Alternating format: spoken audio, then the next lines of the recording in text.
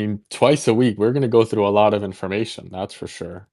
And Um, it's great because I also get to like round out things that I started researching and didn't quite close the circle on. So, and this discussion of Babylon is definitely one of those things.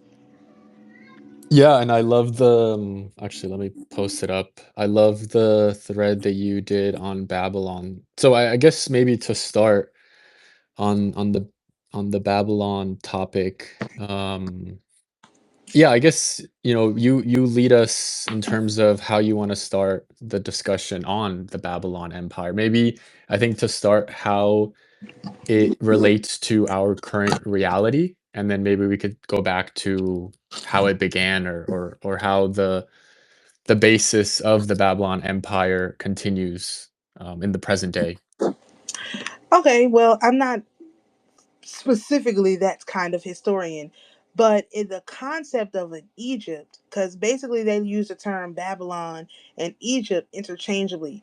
The concept of Egypt is an old concept, and um, one of the points I was trying to make in the thread is that it's not necessarily just a location. It's also a people who believe specifically in this kind of magic. And the kind of magic that they believe in is basically um, forced or fixed concept astrology. So it's that they call it Chaldean magic, but Chaldean is another word for Babylon.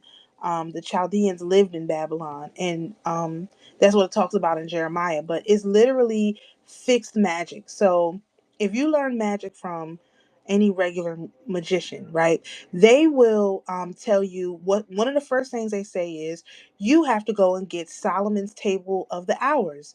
And you have to make sure you're doing something during this hour. This is the Jupiter hour. This is the Saturn hour.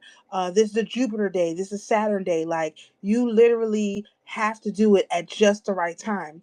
And that's because, to double back to Zeus, that is the God that they serve. If you check off all the check marks, then that God will allow you to get the thing that you're trying to get. His main priority is you being correct. If you do any little thing wrong, and they will tell you that about magic circles and if you're summoning demons and stuff like that. If you get anything wrong, you never know. One of these demons might jump out and possess you. Again, back to that whole book about of Moonchild by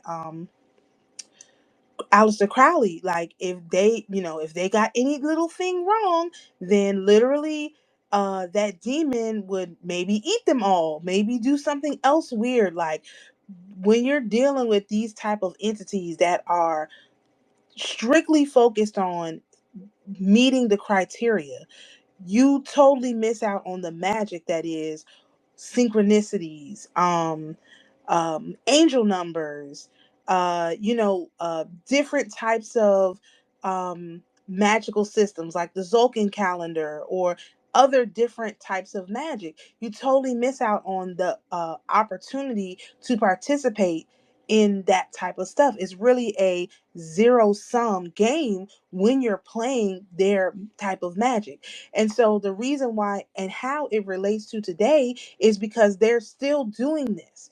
They still operate on if I do and I follow a lot of witches, and again, no offense to any of them. If it works for them for now, that's fine. But they're looking for the Jupiter hour, the Jupiter day to do this Jupiter thing. They're looking for the just it's really, really sometimes even down to the minutes. Sometimes you have to wait for one planet to be in one position, another planet to be in another position, and you got to catch it if there's a opportunity to meet this other third criteria. Like it's really specific. So when you think about that in terms of all of these different things are locations in out there in the sky. They're trying to connect with a specific entity that is out there somewhere, right? And so that specific entity, like, is just like if somebody's trying to come to your house. If you got the right house number, but you don't have the right street, you're not getting to my house, and vice versa. And that's how they treat the entire universe. Like if I go to this guy's house, I have this street and this number, I'll be able to get him to, like a genie, grant my wish. And that's the Chaldean magic. That's what they live and breathe off of. And you can see, because look at when they have their, I mean, the 4th of July that's coming up, that's a perfect example. Because on the 4th of July, if people don't know this, the magicians who are part of the, I think they were mostly Freemasons, but whatever these magicians were that were part of the founding fathers, on 4th of July, that's the first day that you can see Ceres rising in the sky. So basically at the new year, Ceres goes underground. It's the new year, I think, is the exact last day that you can see Ceres in the sky. Because the horizon is low, right?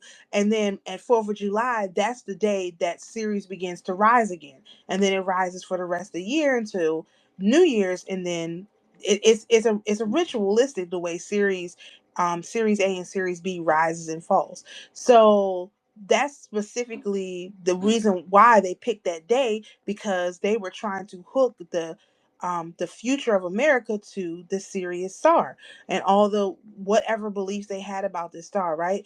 So in our modern day, like, they have fireworks. So if you've never been to DC to see the fireworks, it's beautiful. I slightly recommend it. As long as you know how to handle yourself in the city, you wouldn't have any problems. But the main problem is be able to go to the bathroom, and you can't take anything with you, and you have to wait all day. When I was young, we could actually go and sit on the mall and have picnics, and they don't let you do any of that stuff anymore. But if you look at the pictures of the fireworks, you have it's quite sexual in nature. You have the rotunda of the Senate building that's round like a woman, and you have the phallus of the Washington Monument. You have fireworks, semen shooting. This is this stuff to continue the power, the dominance, to reseed the republic. Like, it's a literal huge ritual that they do. Same thing with the ball drop, on New Year's Eve. It's like one of the only places in the world where they have this ball, another round thing on a pole that's counting down until what? Insemination. Like, this is the way that they do stuff. Is really, to me, grotesque and sexual in nature. So that when you're thinking about Babylon, you have to keep those things in mind. Like, that's the baseline that they're coming from, and then you can see it everywhere. Then the all of the rituals that they do in the media, in the politics, and all this stuff, it all makes sense. Without that, like, foundation, then a lot of it, you can see it and not really see what's going on. Wow. Okay. Nice. Interesting. So you said, so when thinking about Babylon, you have to keep this in mind. Is it the fixation on the sexual side? I think it's both. Like, the sexual side is part of it, because this also touches back on something I said in the last thing, talking about Pascal Beverly Randolph. He has a book. The book is called Sexual Magic. This is the book that he wrote that he wanted to give to everybody so that they could properly harness their sexual energy. Now, things in that book, is highly accurate, but it's really, it's not, it's kind of written like the Bible. It's like layered code. Like, I decoded how to come up with the color, because in the book it talks about creating the perfect environment for sexual intercourse, so that you can achieve either what you want to achieve, or so that you can create this child. And so part of it is about the sexual part, but more than anything, it's about the rituals. Like, these people, I read or seeing Nocturnus Saturnali by Franz Bardon, and that was his little private group, and they did sexual magic too. And when I read that book, I was completely grossed out, because it was literally like, okay, you get this woman, it could be a prostitute, it could be any woman that you just grab off the street, young, old, whatever. There was no standards. Like in PBR's book, he's extremely specific. He's like, no, you get an adult. I mean, he really takes the time to go into what kind of individuals should be doing this kind of stuff. But that Bardon, he's just like, grab any old body, and you the moon is here and the sun is here and this is going on, and then you're gonna do these weird, like, again, weird sexual acts. So it really depends on the person. If the person has a unresolved sexual proclivity, then basically they're going to be doing it for the sex. And if the person is a power crazy maniac, they're going to be doing it for the power. So that's how they're able to play both sides, because they know most people are going to fall into one category or the other. And so if they can get you like that, that's what they do. It just depends on the person. They have catch all. Like, they're just trying to catch anybody who will fall for it. Okay, so Pascal Beverly Randolph's focus is more on the intentionality and the connection between the two, whereas the other one that you were referring to, it's more Bardon. focused on on the on the like the planetary alignments and all that stuff. Yes, PBR. For people who didn't hear me talk about him last week, he's literally the father of modern occultism. They took all his information and basically put a toll booth up and gave it out to a bunch of different people. And 90% of your occultists from the 19th century were just regurgitating his information, which is why they can't explain how works. So in his book, what he lays the foundation for is how to set up the perfect room. Okay, set up the perfect setting so that this thing that you're trying to attain will come into fruition. So he assigns people, participants, I guess. He tells you um, your color from your date of birth. Now, I've done this for dozens of people now. It is, my process is a little bit different because we have access to more astrological points than they did at the time. So one time I did it for myself the way that he said, and then I did it for myself the way that I do it, using more astrological points, a slightly more specific system. And the colors were very, very different, but wow. So it's almost like a problem that I always talk about, where I'm talking about stuff and nobody has any idea what I'm even talking. You can't even have people, try and see it. Get to the you get there. You have a color, you have a scent that you can make. Um, basically, that is like tailored for your, like, astrological chemistry. Then you have a literal melody that's in the same fashion. You start to do this kind of magic. You set the room up that's used for, you know experiment, and you have the scent, you have the music playing, and he even has like the drum book, what and why and what they do, all kinds of stuff. It's highly, again, sexually charged book, but it's not gross, because he's like, you have to have people who are consenting. They should both be mature. Everyone should be an adult. Don't go grab a random a prostitute off the street. That's not going to get you good results. Like, he literally takes the time to discuss how you supposed to, like, handle the situation, if you're coming from a male perspective or a female perspective, how you're supposed to handle the situation. In Bardon's book, it's all ritual. It's like, okay, when the clock strikes 12, draw your magic circle, put the woman on the table, do this, do that, and when this, when you get to 12:30, do this. It's very mechanical, right?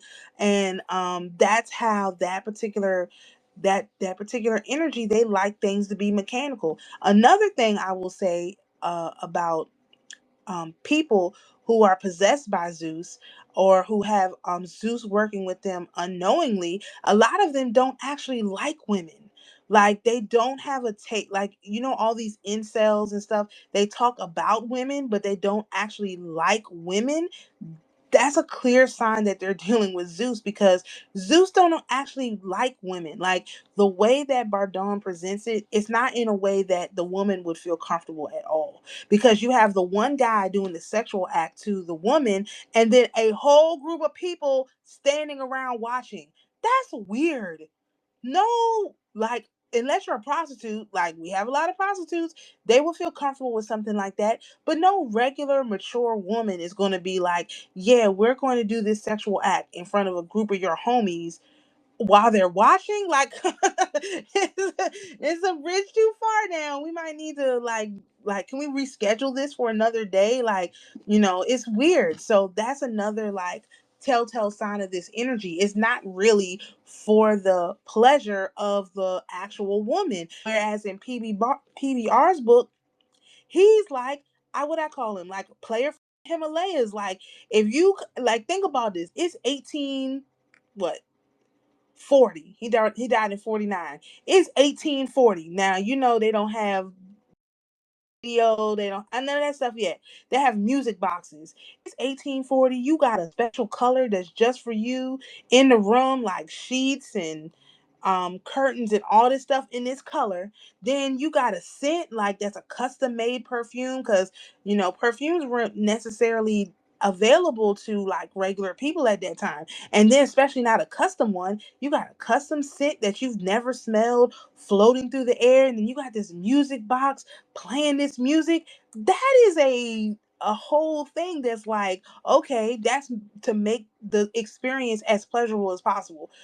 And Bardon's book, Bardon, he was writing in the 40s. So we're not the 1940s. So from the 40s, they took that experience that he describes in that book and commercialized it, which is goes into the other part of my thread, where I was talking about the commercial corrupt ones of the farsifications of the earth, which is this commercial business.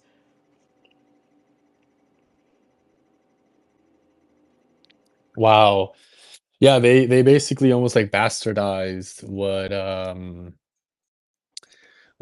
PBR laid the foundation for. Exactly. They sold it sale. Like, the problem that Blavatsky had with PBR is that he wanted to give the information away for free, and she was trying to figure out how they could put up a toll, how they can make a profit from this, and literally, uh, instead of putting the information out for free, they charge everybody for everything. And like, if you wanted to be in Bardon's group, I found the book, obviously online now, but if you wanted to be in his group, yeah, hey, it wasn't like, oh wow, I read your books and I really liked it. Join your group. It's like, yeah, it's like joining a country club. You can be in my group. It'll cost you about 50 stacks though.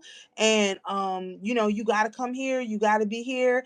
And let's say you were in America and Bardon is in Germany. You had to fly to Germany to go to they literally set up a toll booth. And PBR was just trying to write it as a little pamphlet, because his book is only like 100 and some.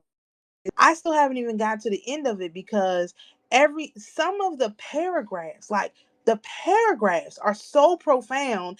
I had to put the book down and say, wait a minute, what is he saying in this like one paragraph? What is he saying? Like, this seems like it's got a lot encoded into such few words. And I've been studying this book for over a year.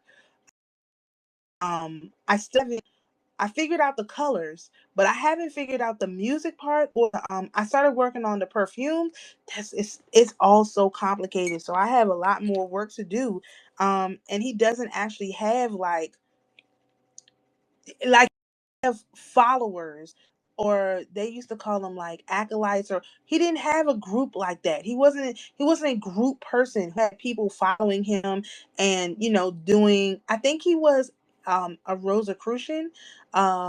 He helped Rosicrucian Society in San Francisco, but even the Rosicrucians they took their stuff from a lot of different places. Let's just put it that way. The closest one that was one of his followers is Crowley. So now you can kind of understand why they would demonize him, because if you like listen to the book Moonchild, like I suggested, he was talking about these people that do this Chaldean magic. And he's talking about them like a dog. They're dog. Really, like, he was also talking about the people who do less aggressive magic, also pretty poorly. He really, he didn't like these people because magic is not something that you do. Like, either you are the magic or you're not the magic, and you can be the magic. It's not. It doesn't discriminate, but it has to deal with your intentions, and the intention is everything when it comes to that kind of stuff.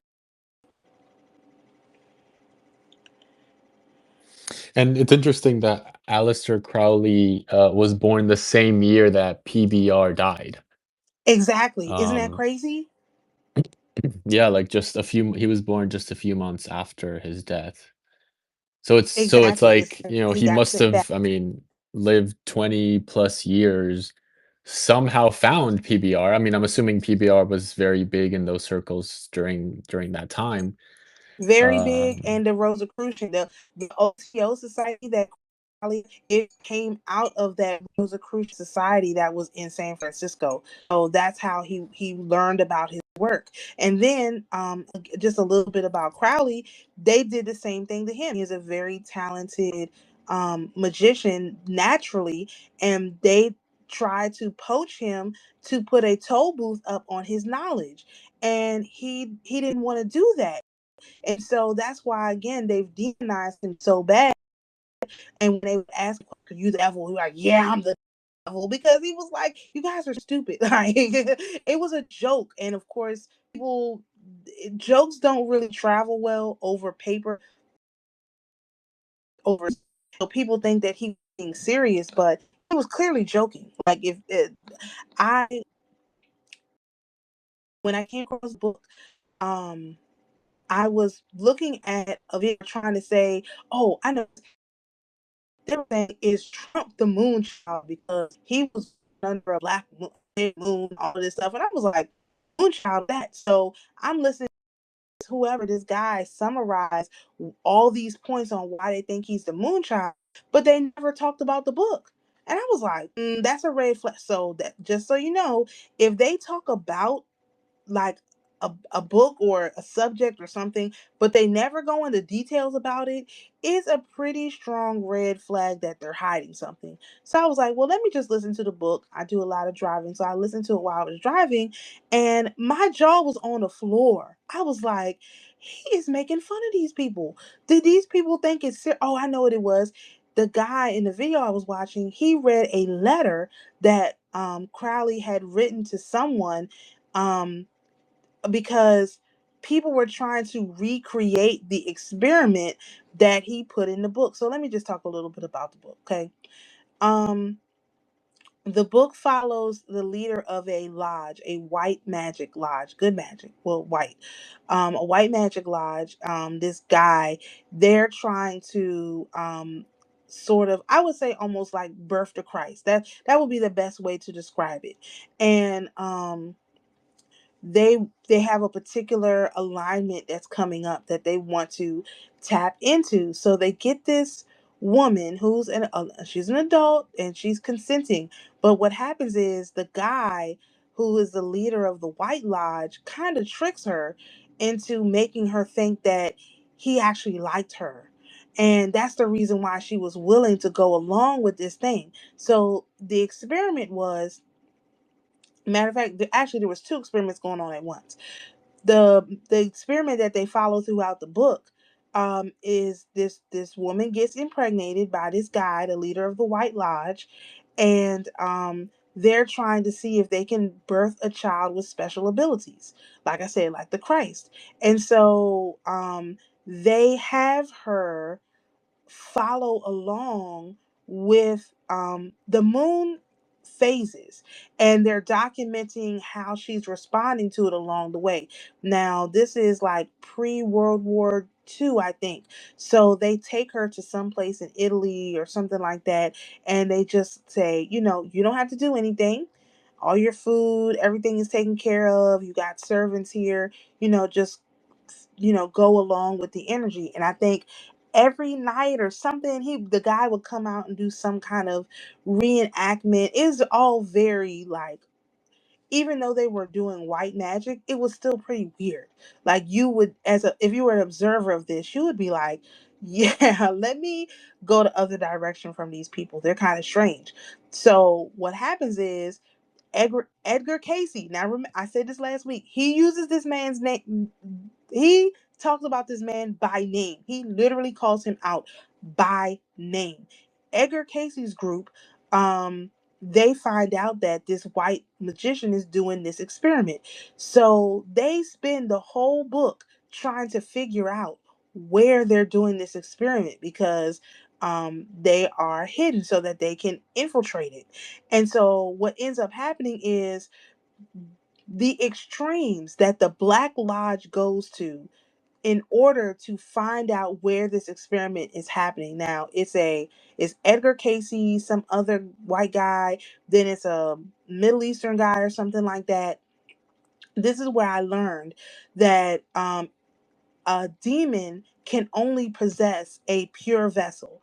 A pure vessel has to be someone who's not doesn't have wickedness in their heart. And so when they go to, first they try to, they had the main guy, not the Casey guy, but another guy.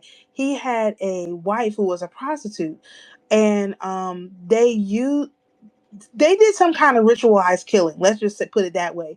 And unaliving, a ritualized unaliving. And they also had a guy who was a disgraced priest to do the wedding ritual. I mean, the whole thing is just like, okay, they went to the extreme. So they did some kind of wedding rights with this prostitute, and they end up killing her in the process. And the guy's like, well, you better go discard her somewhere. I'm like, oh my gosh, this is crazy.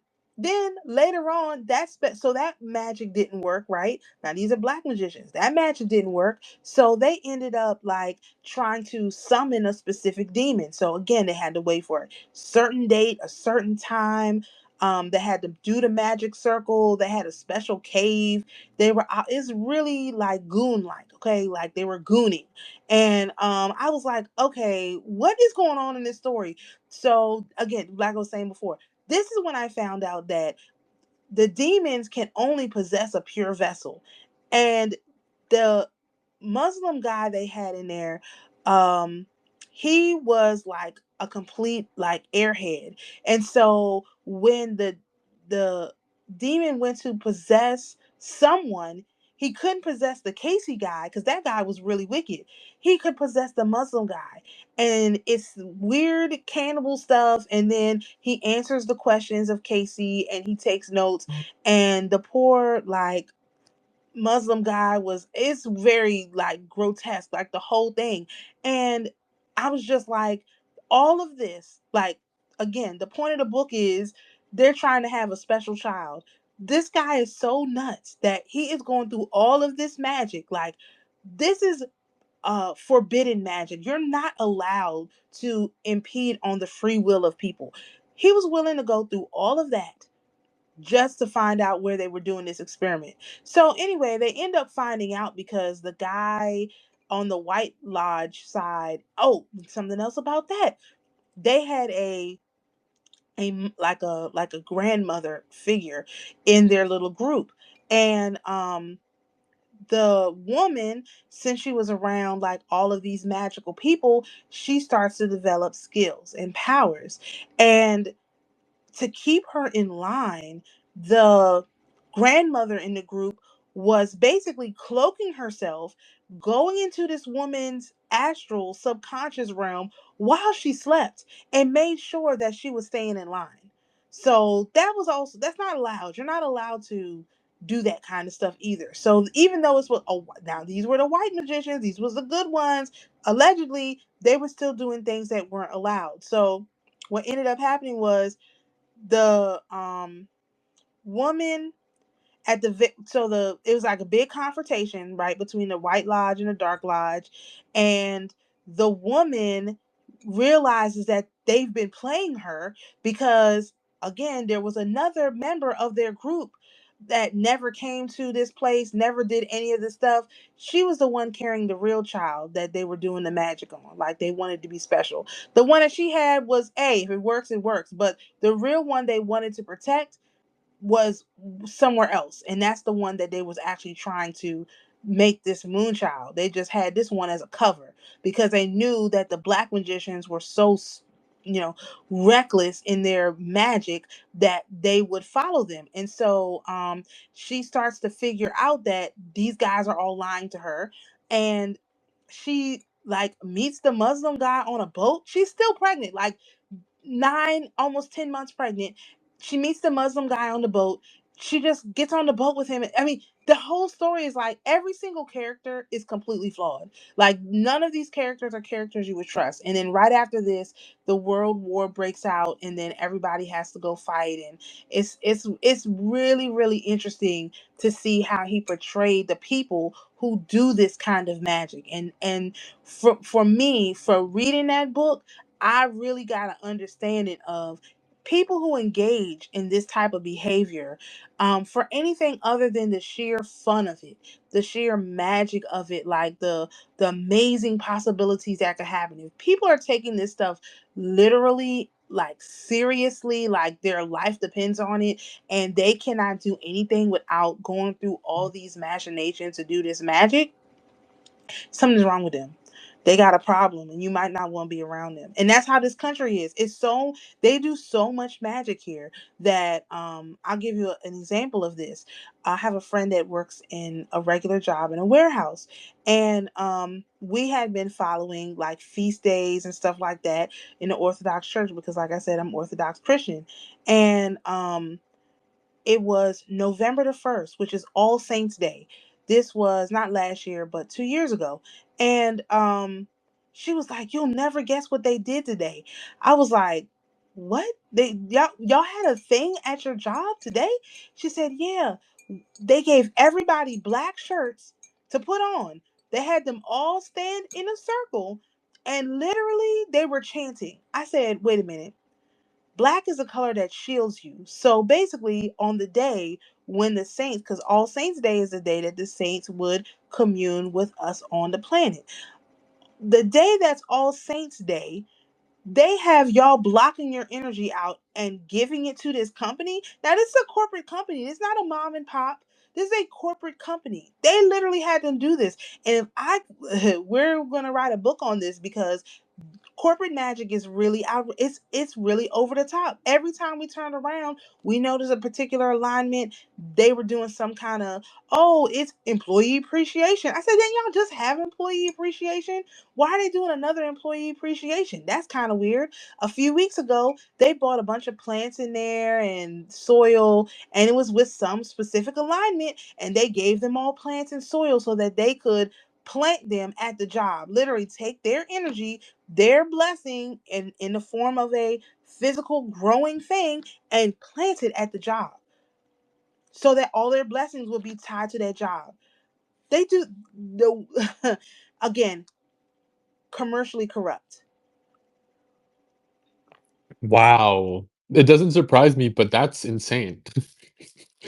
I mean, and not just one time. I mean, this is not even one time. This is over and over and over again. We would look, we would say, because we again, astrology is a thing that we're watching. We're not attached to the responses. We know what's supposed to happen, so we're like policing. This is what a watcher does. They watch to make sure what's supposed to happen does happen. So we're just watching the astrology, having casual conversations about it, and every time there's some, especially Saturn, Mars, Jupiter, kind of weird, placements, conjunctions, or oppositions, or whatever, that's when they would be hitting them heavy with the magic at work. And most of the people, Mm, oh, I'll take free shoes. Oh, I'll take free coffee. Oh, we'll do the potluck. And it's literally tied to this energy. And it would be different if it was like once or twice.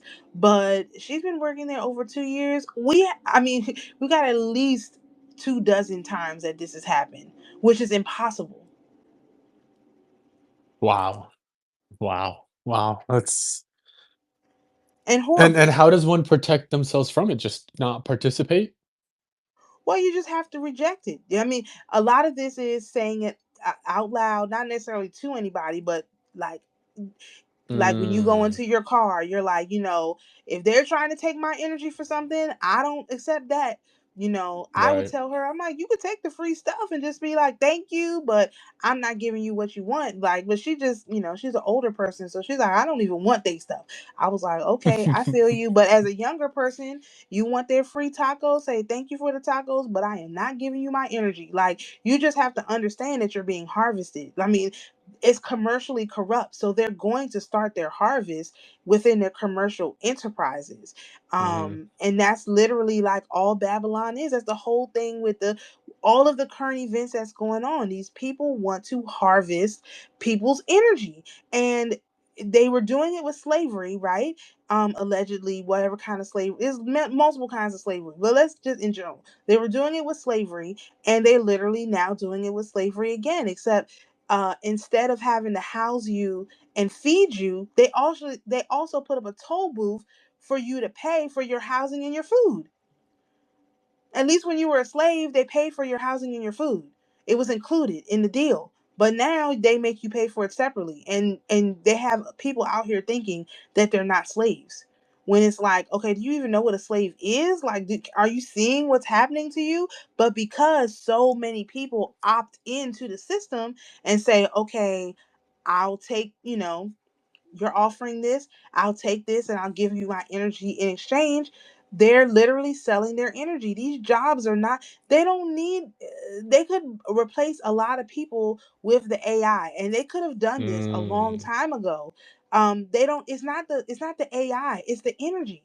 They can't get rid of employees because they need people. If people are not there to physically, they want this AI to be sentient so that the AI can give them the energy to do the stuff. But if um that doesn't work, because there's no way an AI can be sentient. It doesn't work like that, because you have to be a living entity, and AI is not alive. It has not been birthed, so it can't be sentient. Like it is, that's just not how it works. So they can never get rid of people, because there has to be a person charging their energy, because a lot of these commercial entities are dedicated, they partner with these different gods. It's really institutionalized magic. Like, people think it's a job. It's literally institutionalized magic. And you can work a job and still opt out mentally. You just say, look, you guys hire me to do this, I'm only doing this. And any creative idea you have, you don't do. And anytime they, ask you to do something that's above and beyond, you don't do that. You do exactly what you're contracted to do, and you go home. And you literally say, you reinvest that energy in the opposite of commercial corruption, which is bartering. And what is bartering? I have this, and sometimes you barter with money. That's how my products and services work. I'm bartering with money. It's too hard to barter with silver and gold and eggs and all this stuff. Listen, my stuff costs this much, but if you gonna go on my channel, everything I talk about, I literally talk about how to make it. So there's no reason, you don't have to come and buy nothing from me. You don't have to do anything for me. You can, all of my stuff is for free. But if you want me to do it, this is how I operate. It's a bartering system.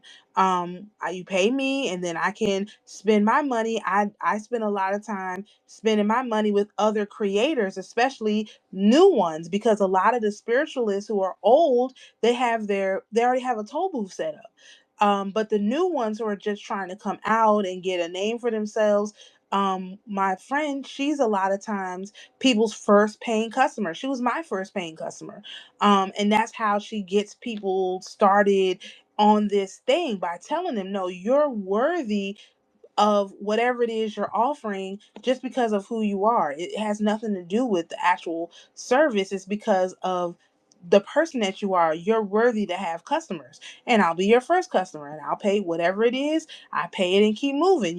That's how you change the mindset from a commercially corrupt system into a true bartering system. It's not that you don't use money. It's crazy because, like I always say, the system, you don't need new systems. You just have to tell the story in a different order. And so we don't need a new system. We just have to say, let me take my money and invest it with another person in my community. And since we have a global community with the internet, this could be anybody in the world. If we just operated like that, and we stop letting these conglomerates commercialize everything, things would change pretty rapidly. And that's what I anticipate. That's one of the things that I talk about. I have a family banking group and a no money grow money group. And that's the type of stuff that we talk about, how to, because I'm a paperwork person, how to actually live within this system without being a part of it. Is being in the world but not of the world. And it's completely possible, but you have to be able to explain it to yourself. And if you can't explain it to yourself, then if a federal agent comes and asks you, you're not going to get it right, and you're going to get in trouble. So is the primary thing is your mindset about how all of this stuff works. So back to the magic thing. Since I know that this is how these people work, I have a job. When I go to work, I just do what uh, education system, they operate a little bit differently because they need the teachers. In warehouses, they don't actually need the people, because they can always bring in new people. But in the education system, they need the teachers to be consistent. So one thing I won't do is I will not do anything that I use my degrees that I went to school for free. So I have a lot of degrees, almost a PhD degree in business. I have a master's degree, have two undergraduate degrees. I drive a school bus, because I'm not doing anything for them that requires my actual skill set for free. I'll use it to help the kids, like, for stuff that they're doing, but I'm not going to give that I had to work hard for to those people for free. Now they're always trying to get me to, but I'm like, no. Plus, I used to work in a kitchen. I have a lot of different, very valuable experiences. I don't work for free, because it's not because I have a price, it's because I have a value, and my value has a price. So I just don't do it for free. Like, I'll use it anytime when anybody needs help. I always answer my phone, but I'm not going to do it for a commercial company for free. And that's what they want people to do. They hire you to do a job, then they want you to come in and do the job plus do something else that they're not paying you for, and they won't pay you for it. Meanwhile, they don't have anyone else who can do it. So they literally target a lot of people to do certain things that, they don't have anyone else who can do it. And then they ask you to do it, like, oh, as a favor, can you do this? And you have to be like, well, am I getting paid for that? Is that a part of my job description? I'm just wondering why I would do that. This same lady, who she been working on like a normal job for a long time. She used to have a boss. Whenever they would have like a meeting, the boss would come in, or the manager would come in and ask her, well, what do you think about this? What do you think about that? And she would answer him like she thought he was being, normal. And he would take her answers, go back into the meeting, give them the answers that she gave them. They never paid her for it. They never acknowledged her for it. They acted like they didn't know what she was talking about. And her other coworkers told her, they were like, like, every time they have a meeting and they have a problem, they come and ask you. And she said, I never noticed that. So next time that happened, she was like, I don't know. I'm not sure. What do you think? And she turned it back on them, and they stopped doing that. Now, did they have answers? No, but then they had to go and pay somebody for answers. So that's how you do it. You don't if you are a valuable person just the way that you are, and you don't let people take advantage of the fact that you're a valuable person when they're a commercial organization. Now, if you're dealing with people, person to person, of course, you want to be helpful as a human to another human. But commercial businesses are not humans.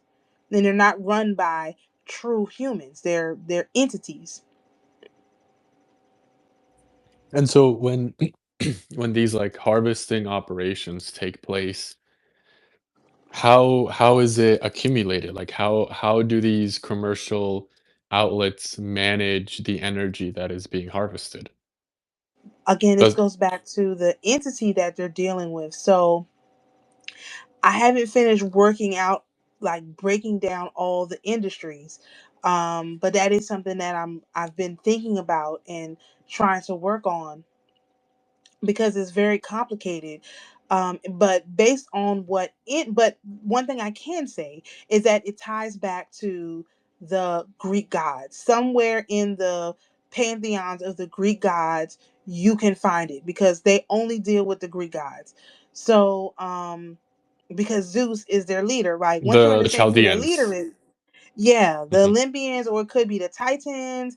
I was doing some research on the Greys, which is the three witches with the one eye and the one tooth. Then you have the hundred handers. The Greek pantheon is vast. So it depends on what industry it is, what god they're calling upon. But again, this still goes back to that Chaldean magic, because you can only call on that god on a certain day. They have their feast days. You got to do certain rituals in certain locations. It's all really specific. So what they do with the energy, it sometimes, like where my friend works, she's the only person energy they need. If they could get her energy, they wouldn't have a need to have other employees. But she's not giving them her energy. So yes, they do. When you give a company your birth date, they absolutely look at your chart. Somebody looks at your chart to see if you are going to be able to do what they need, to see if you're going to be compatible,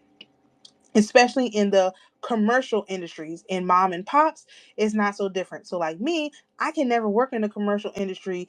I must have like a scarlet letter or something on my birthday, because I can never get a regular job. But I can work for all kinds of mom and pops, and I typically don't have a problem until they start trying to harvest my energy on a one-to-one basis. So smaller company, but that would be more direct, like where I work. Like they'll say, "Oh, can you do this? Can you do that?"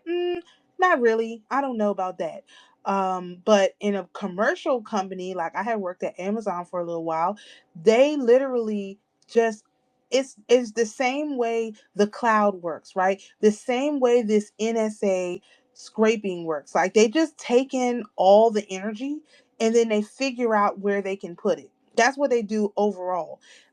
But they also have specific gods. But those specific gods, again, you have to be a pure person in order for them to be able to either inhabit you, put some kind of a back door into your subconscious, or whatever it is. Again, with the whole giving away of the free stuff, if you take the free thing, then they put a back door, they attach an energetic back door to it.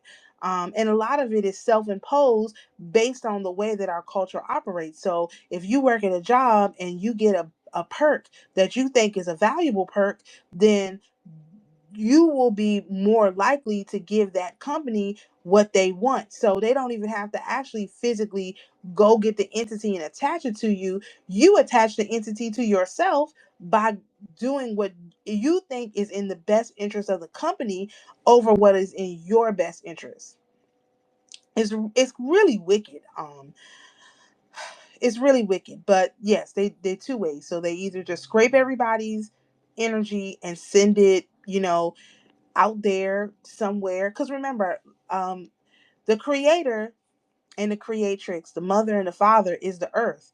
The father is the land. The water is the mother. And so everything that we need will come from the earth. But these Chaldeans, and their Babylonian magic, they don't work with the earth. They work with the stars. Now in Genesis it says that they gave us the sun and the moon and the stars for times and seasons. It's a timer. And the Babylonians and the Chaldeans took that as a command. You will do X, Y, and Z at X, Y, and Z time. So that's kind of like the general difference of what we're talking about. I hope that made sense. It's kind of like a bunch of Yes. different directions. Okay. Yes, definitely makes sense for sure. Um, okay, so I think continuing on the Babylon side, um, so it's not a Okay. location, but it's a people.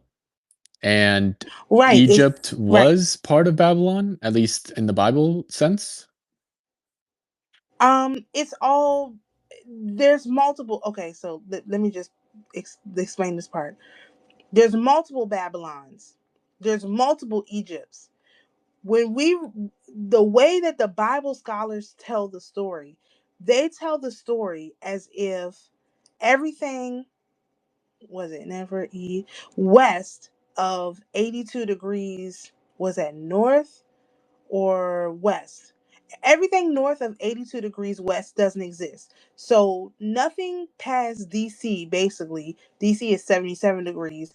Nothing past DC existed in the people who did these kind of calculations. So that's why they have everything in the Middle East. But I actually found Shinar, which is Mesopotamia, and also where Babylon was in America, just by finding there's a creek in California called the Shinar Creek. And if you look at like the description of one of the descriptions of Babylon, it clearly meets the criteria. So part of Babylon, one version of Babylon was in California. And we also know that Egypt, when they left quote unquote Egypt, they were somewhere in Utah, possibly, potentially crossing the Colorado River. I haven't all of the research on that, but the way there's names, you can figure out what I rename, so you can't put two and two together. It's pretty Shinar.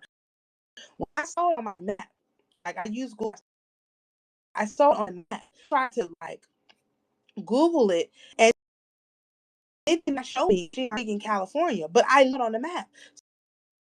Okay, why is it? Because they want you over there within it. I posted a picture on my family with the box. Like this is like 17 degrees or 7 degrees north and south east.